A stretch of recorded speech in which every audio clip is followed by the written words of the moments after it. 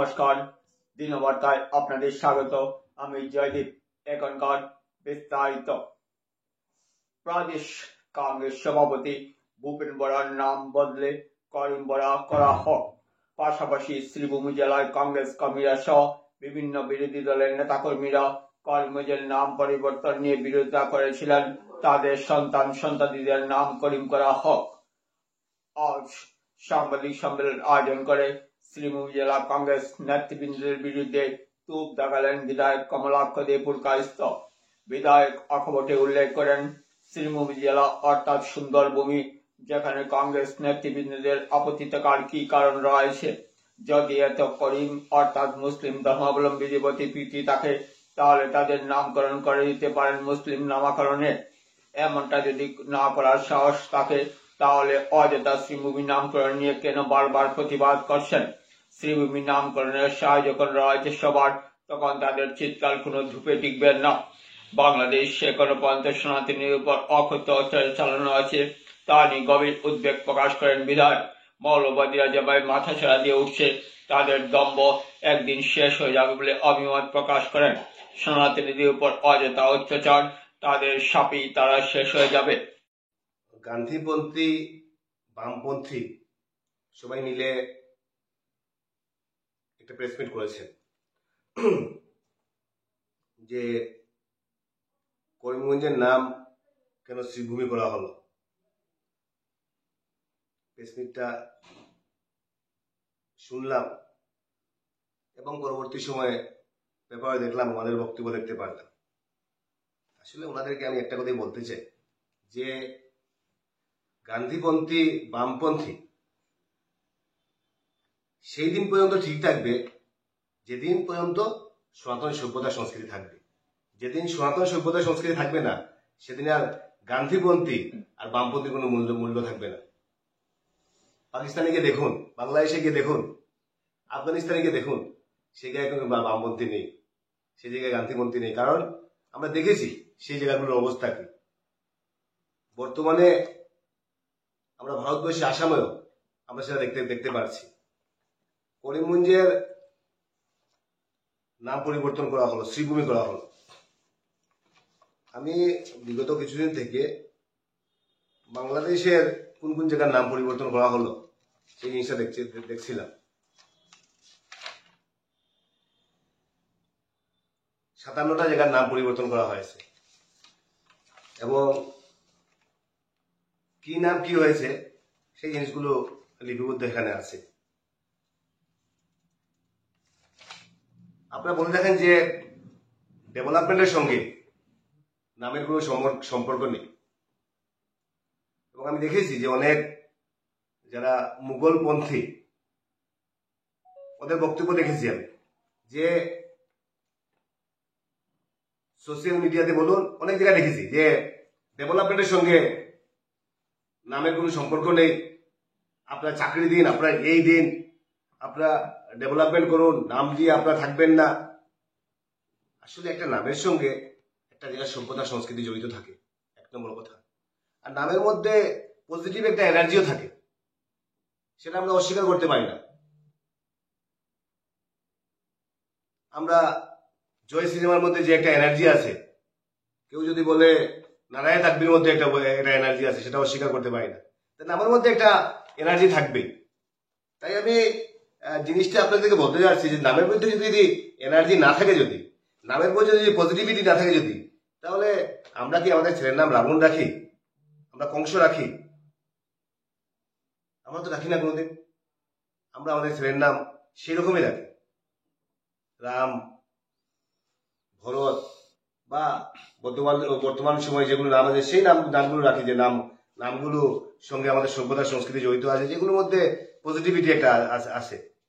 তাই আমি বলতে পারছি যে আপনারা যদি করিমগঞ্জ নামটা এতই যদি পছন্দ, আমি দেখেছি কংগ্রেসের কিছু নেতার খুবই পছন্দ, কিছু নেতার, আপনারা আপনাদের ছেলেমেয়ের নাম পরিবর্তন করে সেই করিম, দেব, দত্ত সেগুলো রাখুন।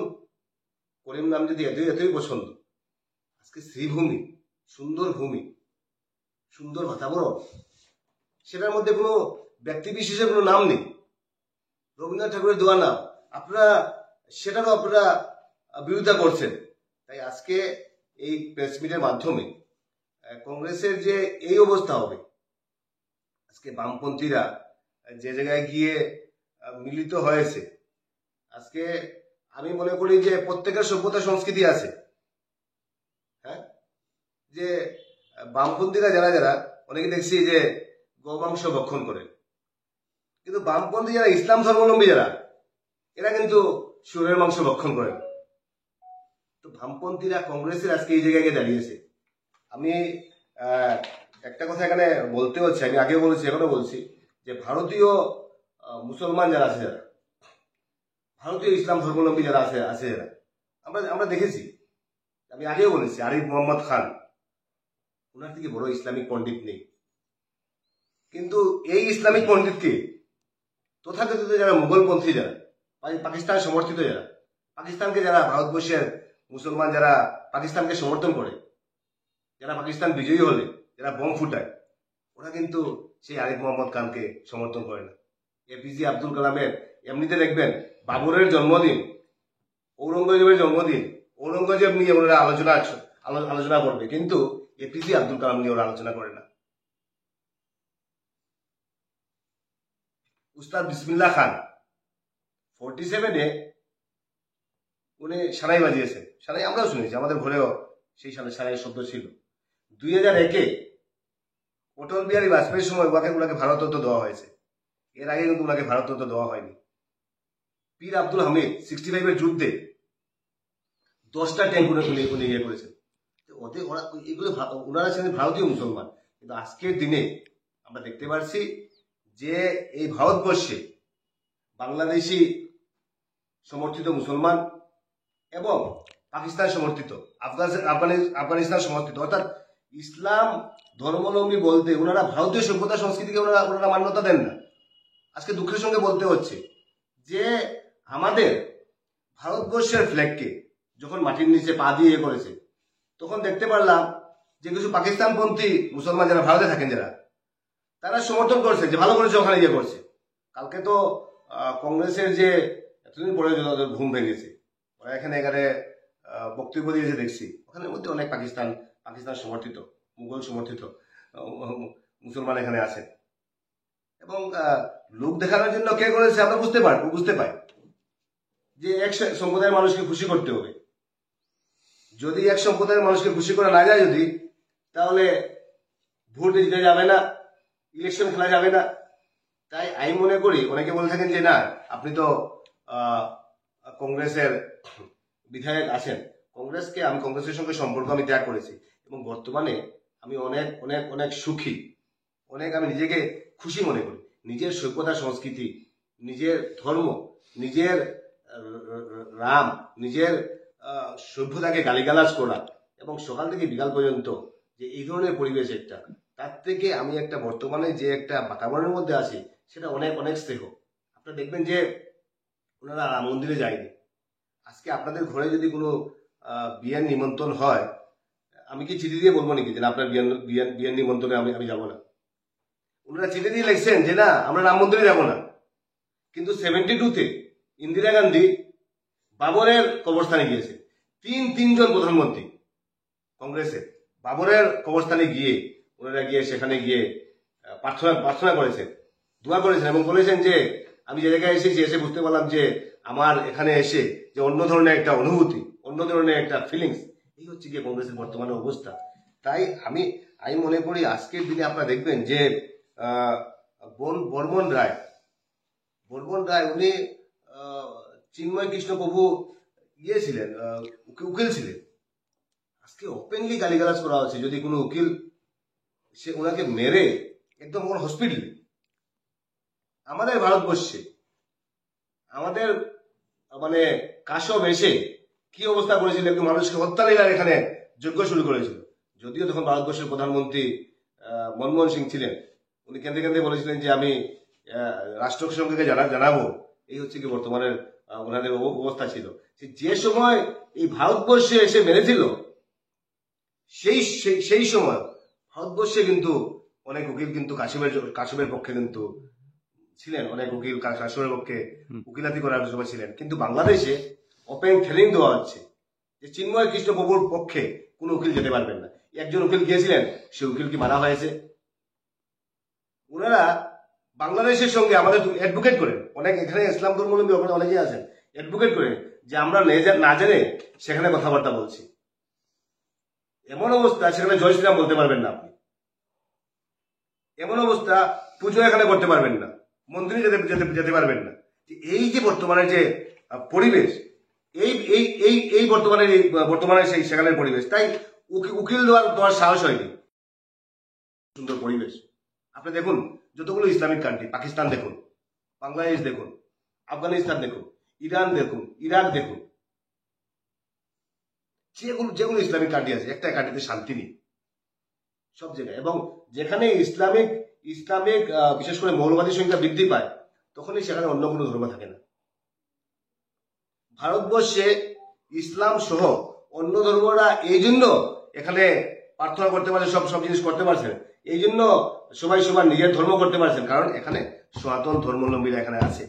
এখানে যদি ইসলামের সংখ্যা বেশি হয়, তাহলে সনাতন ধর্মাবলম্বীরা এখানে কিন্তু পুজো অর্চনা করতে পারবে না, সেটাই বাস্তব সত্য। তাই আজকে প্রেস মিটের মাধ্যমে সেই কথাগুলো বললাম, এবং আমি এই জন্য বললাম, আগে বলছি এখনো বলছি, যে মুঘলপন্থী যারা আজকে সেই মুঘল, ওখানে কংগ্রেসের মানে এই অবস্থা হচ্ছে, কংগ্রেসের কোন সদস্য বলছে যে না, মুঘলদের ত্যাগের কথা বলছে। ওনারা অনেক সময় যে পাঠ্যক্রমে মুঘলদের সম্বন্ধে পড়ানো, মুঘলদের ভালো কাজ করেছে, মুঘলরা অনেক রিফর্ম এনেছে, সেই কথাগুলো বলেন। আমি বলতে চাই যে ঔরঙ্গজেব 65-এ দীপাবলি বন্ধ করেছিল, কিন্তু আপনারা যমুনা ঘাটে সেখানে দাহ বন্ধ করা হয়ে গেছিল এক সময়। 1670-তে মথুরায় সব মন্দির ভাঙা হয়েছিল, এবং ভেঙ্গে সেখানে বেগম সাহেবের মন্দিরের সামনে সেখানে গর্ত করে পুঁতে সব জিনিসপত্র, মূর্তি সব রাখা হয়েছিল। সেই ছিল তখনকার পরিবেশ। আমরা কিন্তু সনাতন ধর্ম যেখানে থাকে সেখানে কিন্তু বৃষ্টি পরিবেশ থাকে না। সনাতন ধর্ম যেখানে থাকে সেখানে সুন্দর বাতাবরণ থাকে। আজকে আপনি যান, নেপালে যান, ভুটানে যান, সেখানে একটা শান্তির একটা বাতাবরণ পাবেন, সুষ্ঠু একটা পরিবেশ এটা পাবেন। তাই আমি মনে করি যে ভারতীয় মুসলমান যারা আছেন, তারা আমাদের পক্ষে আছেন, কিন্তু এখানে পাকিস্তান এবং মুঘলপন্থী যারা আছেন, তারা সবসময় এরকম একটা পরিবেশ সৃষ্টি করেন। তাই আমি মনে করি সেই মুঘলপন্থী যারা ভারতবর্ষে যারা ইসলাম ধর্মাবলম্বী যারা আছেন, ওদেরকে প্রতিহত করতে হবে। এবং কংগ্রেস এবং বামপন্থী হচ্ছে গিয়ে নিজেকে আজকের দিনে তো অন্য কোনো বেজ নেই, তাই একমাত্র বেজ হচ্ছে গিয়ে যে একটা সম্প্রদায়ের মানুষকে খুশি করা। তার জন্য এখানে ওনারা এতদিন পর এখানে একটা মিছিল একটা করেছেন, এবং বর্তমানে যে পরিবেশ সৃষ্টি করেছেন, বর্তমানে যে বাতাবরণ সৃষ্টি করেছেন, কংগ্রেসের অবস্থা যে এটা হবে শুধু তুষ্টি করার রাজনীতি, শুধু একটা পার্টিকে সন্তুষ্ট করার রাজনীতি, একটা পার্টির মানুষ যাতে দুঃখিত না হয়, একটা পার্টির মানুষ যাতে খুশি থাকে, একটা সম্প্রদায়ের মানুষকে যাতে আমরা তুষামুখ করতে পারি, একটা সম্প্রদায়ের মানুষকে যাতে আমরা ভালো রাখতে পারি, এই হচ্ছে কংগ্রেসের বর্তমানের অবস্থা। তাই আজকে বাংলাদেশের ছাত্র আন্দোলনের যে আমি বলবো যে থুবলা ছাত্র যেগুলো আছে, ছাত্র আন্দোলনের নামে যে পরিবেশ সৃষ্টি করা হচ্ছে, কোঠা আন্দোলনের নামে বর্তমানে হিন্দু নিধন, সনাতনকে ধ্বংস করার যে একটা বাতাবরণ সৃষ্টি হচ্ছে, আমি মনে করি ভারতবর্ষের প্রধানমন্ত্রীকে আমরা অনুরোধ করব।